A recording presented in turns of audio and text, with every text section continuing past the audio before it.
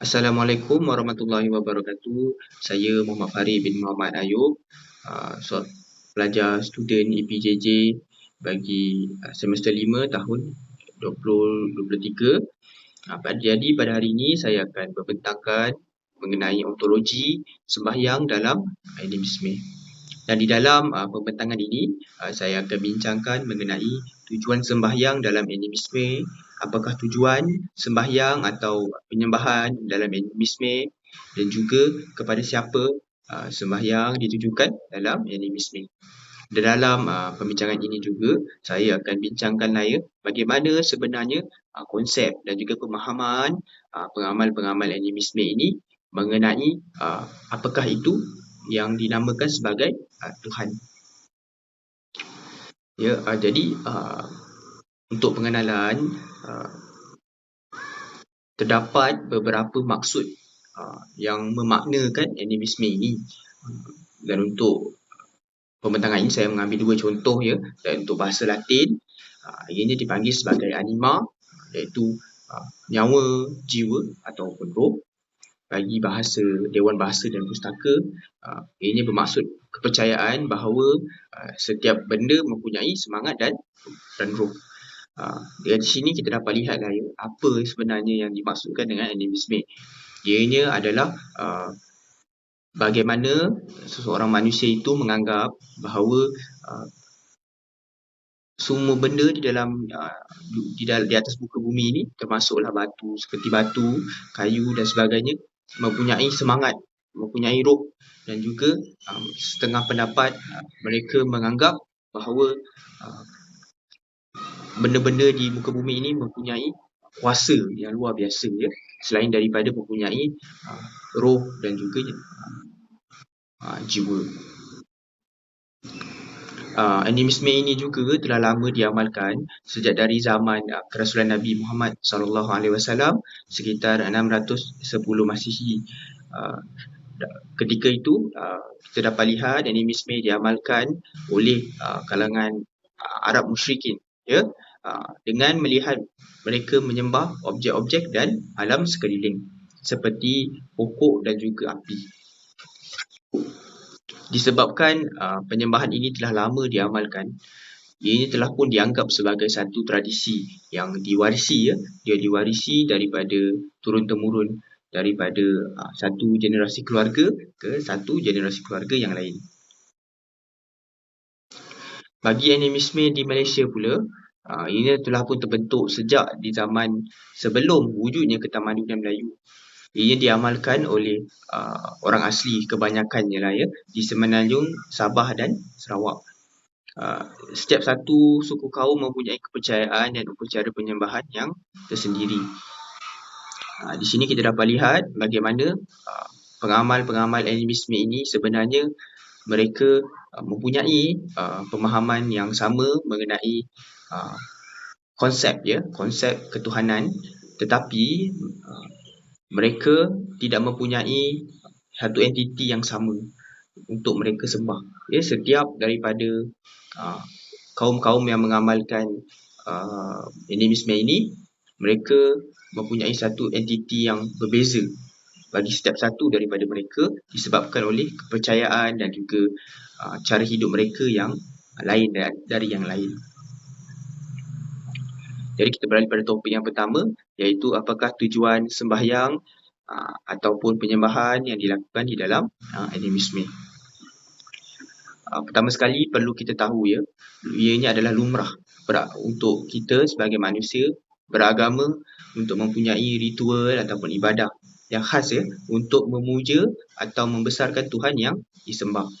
Sebagai kita orang umat Islam, kita sembahyang kepada Allah, itu menunjukkan kita membesarkan Tuhan.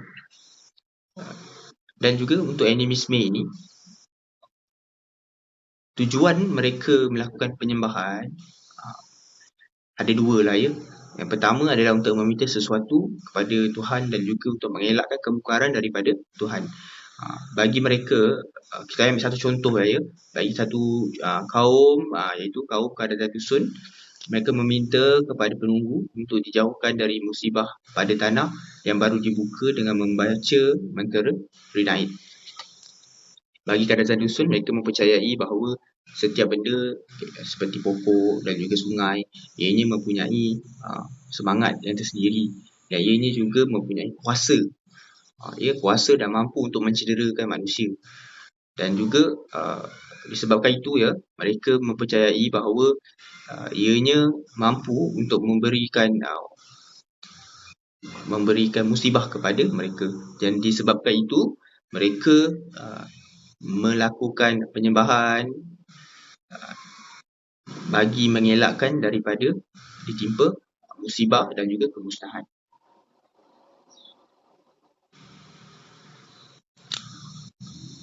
Okey. Jadi secara mudahnya, tujuan sembahyang bagi animisme adalah untuk meminta sesuatu dan juga untuk mengelakkan daripada ditimpa kemungkaran oleh Tuhan-Tuhan mereka. Yang topik yang kedua, kita pergi kepada siapa sembahyang ditujukan dalam animisme. Animisme adalah satu pemahaman yang menganggap semua benda di muka bumi mempunyai roh dan semangat. Tiada Tuhan yang spesifik untuk disembah. Okey, kalau di sini kita dapat lihat mereka sebenarnya menganggap semua benda di muka bumi mempunyai roh dan semangat. Bergantung kepada satu-satu komuniti yang mengamalkan animisme ini, ianya berlainan di antara satu komuniti dan komuniti yang lain berdasarkan gaya hidup dan juga kawasan sekelilingnya. Sebagai contoh, contohnya di Jepun, pengamal agama Shinto, mereka menyembah Tuhan yang dipanggil kami. Mereka akan pergi ke kuil, melakukan penyembahan, membunyikan loceng dan sebagainya. Berbeza pula dengan mereka di China, mereka mengamalkan bagi mereka yang mengamalkan Taoism, mereka menyembah pelbagai Tuhan roh alam seboleh jadi, pahlawan legenda terdahulu, Hessian dan juga roh nenek moyang dan sebagainya. Ini menunjukkan bahawa konsep ketuhanan ini menunjukkan bagaimana mereka sebenarnya mempunyai konsep ketuhanan yang sama, iaitu semua benda mempunyai roh dan semangat, tetapi mereka tidak menyembah Tuhan yang sama.